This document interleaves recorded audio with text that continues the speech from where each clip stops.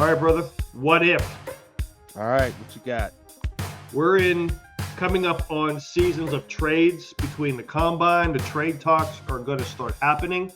Yes. They will probably be pulled off before or during draft day. Between the combine and the draft is prime negotiation. All the owners are together. Ooh-wee. They're looking at players. They're talking about players. Going into the 96, 97, 96 year, the Steelers had cut Bam Morris. Oh, You remember that because he liked those funny cigarettes. yeah. It was the verdict came down. He was going to be suspended for the first 5 games. So the Rooneys made the decision, probably along with Cowher, get him out of here. Right? Out of here. Out of here. He was subsequently picked up by the Ravens. And, he went on to play for the Bears and Chiefs as well. And Bam did Bam things. I think he actually ended up going to prison. Yeah, because he had got caught with a bunch of weed in his trunk. In the trunk. I want to say it was like 50 pounds. I think it was 50 pounds. The original. So, Yeah. in that offseason, there was conversations that probably started during the draft or during the combine. Then on draft day, Pittsburgh Steelers reached out or talking to the LA Rams. They thought that Jerome Bettis was a good scheme fit. Bettis was traded to the Steelers in 1996 along with the Rams' third round pick. In exchange, the Steelers gave away their second round pick, and they got a 4th round pick in 1997 from the Rams. What is wrong with my camera? All right. Here's the notes. The reason the Rams did that. What's going on with my camera? I'm a little foggy. Got beer goggles for me for right now. The Rams subsequently picked Lawrence Phillips. Oh my With gosh. the pick they got from the Steelers, the Rams drafted tight end Ernie Conwell. If you remember him, he actually had a decent career. The Steelers, with the pick they got, the number 72 overall from the Rams, drafted linebacker Stephen Conley. Stephen Conley. Okay. Yeah, right? I remember him. Yep. My what if? What if the Steelers weren't ever able to pull off a trade for Jerome Bettis? Oh, good Lord. Right?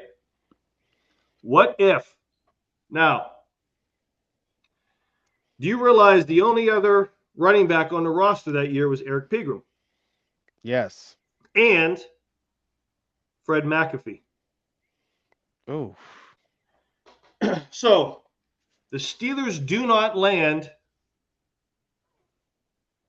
Jerome Bettis.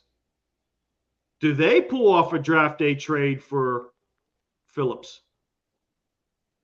Do they end up with Tim Biakabatuka? He went 8th overall. When did?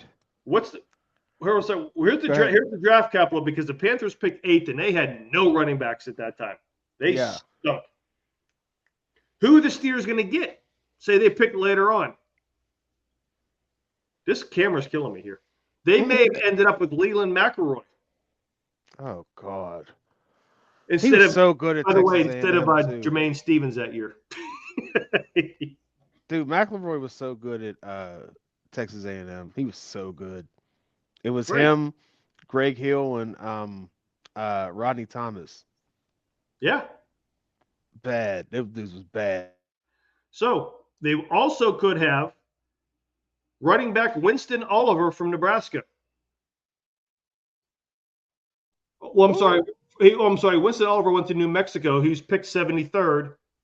He played 5 years in the league, had 215 yards rushing, 265 yards receiving, and no touchdowns. I don't remember no Winston Oliver. He was running back, right? Oh my gosh, dude. Or they could have pulled off a trade for maybe Natron Means.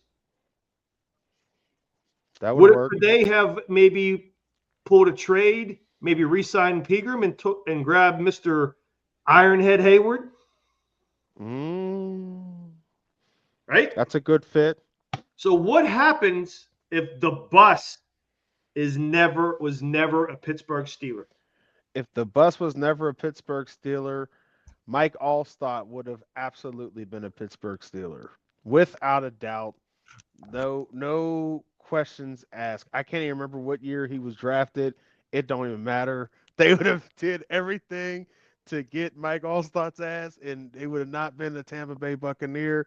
He would have been a Pittsburgh Steeler for sure. My question I was going to ask you was, when did Marshall Faulk get traded to the Rams? What was the year the greatest show on turf was? What, 2000? That was nine. They go to Was it 99, two? maybe Was it 98 yeah? or 99. It was 99 or 2000. I can't remember. It must have been two. Yeah, because it was the Ravens won the Super Bowl the year prior to the greatest show on turf. Is that correct? Or was it the year before? I'm getting my years confused. Year after. It was the year after because the greatest show on turf won in 99. Gotcha. That's Gotcha. when So they it beat was them. Tennessee. That's when they Okay. beat Tennessee. Okay. See, I was thinking the Rams went back to back years, but no, it wasn't the case. It was the Giants and the Ravens in 2000, and then the Patriots and the Rams in 2001. Okay, okay. So I was wondering. I was like, well, I wonder if they would have tried to reach out to, because at one point Marshall Falkby, he soured at Indianapolis. Like they ended up going to the Rams. Um, I think that some of those names that you brought up, Hayward would have probably been the uh, the the the Yinzers pick, right? Bring him home, bring Yeah. Ironhead home. You know what I mean? Like that had definitely been the case. I think I said all stop, but man, Natron Means was so good.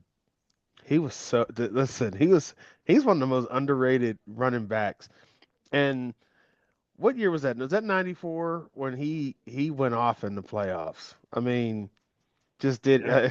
Part of one of the worst Steelers playoff games ever, right? Oh man, I remember I was at work watching that thing on a 13-inch little screen. So no bus, no iconic moments. Mm, My picture right over there of him running over Urlacher doesn't happen. gone. I dare to say, do they even win Super Bowl 40? Nope. If you remember, he was the rallying cry. Now, granted, this was late in his career. Correct. My thoughts: losing season in 1996, maybe, because you remember he carried a lot of that because that was the Mike Tomczak year, and the Yes. bus carried them to a lot of those wins. Did he ever? So my prediction would have been Eric Pegram is a Steeler for another year or so. Maybe he Yeah. gets a contract extension. And you ready for this? 1997 NFL Draft, second round pick.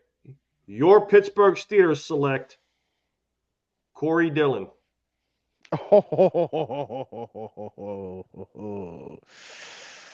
He was. Dylan would have I been. think they would have Listen, picked Corey Dillon second round bro. because he went in the Dylan. second round that year, Yeah. right? I think they would And have picked him. Or and Cordell and Corey Dillon. Oh, you know who else Jesus. went in the 1997 draft before him? He was the third running back taken. Who is that? Corey Dillon. Could Warwick Dunn been a Steeler? Man, Could Tiki Barber been a Steeler? that would have been interesting. Is if you don't have Jerome Bettis, you need a running back. And you would have went through 1996 with Winston Oliver Sure, running back, Yeah. which means you're picking another running back in '97, and I'm thinking the way Cowher was, the way work done's not a Steeler running back. I love me some work done. He's not a Steeler running back. I'll be right back. Keep talking. Tiki Barber's not a Steeler running back. Corey Dillon is a Pittsburgh Steeler running back. Dude, Dillon would have been the one. He'd have been the one. I got to take the dog out. He'd have been the one. And I think Corey Dillon would have been absolutely incredible in a Steeler uniform. Like, there's no doubt in my mind. He'd have did some incredible things. I was thinking, you're talking about Warwick Dunn. I always wondered what it would have looked like, because there was a couple times where Bettis got injured when Cordell was at the helm, and you had Amos Zaraway, and it just brought a different type of dynamic to the offense, because you just had a lot of speed, a lot of speed. We're trying to recreate now, right? Which we someone else. I mean, really, except you had Dan Kreider or John Whitman at the time, as your lead blocker. But I always wondered what it would look like to have Cordell without a hammer, but with a speed back. But the only thing is that I don't think they'd have been nearly as they wouldn't have been creative. Like Cordell was ahead of his time.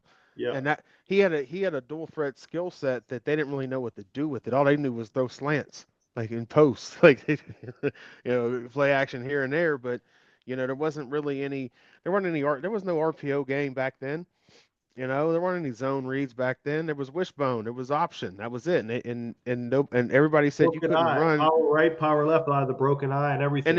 And if you remember, they said you couldn't even run wishbone in the NFL. Is that it was impossible. Like that was the wives' tale. Like you couldn't do it because it's like it's too fast. The defense would be too fast for it just wouldn't work out. But here we are, in an RPO era, with choice routes and all types of stuff. Like it's still at the end of the day, you making options. You got options at the end. It's all the same stuff. It's just now in the pass game a little bit more. If then, and because that's basically all it is. Like if this guy does this, you do this, and vice versa. So it's still an option type of game at the end of the day. It's just now done with the pass game more than it is the run game with like the option and the pitch back in the day. Just think about that. You brought up what if Ben left. Mine is what if Bettis was never here. That's two icons. What the hell? I mean, like you said, man, look, listen, I said Cowher was 2 plays away from 0 Super Bowl appearances. Facts. That's 2 decisions away from putrid. Yeah.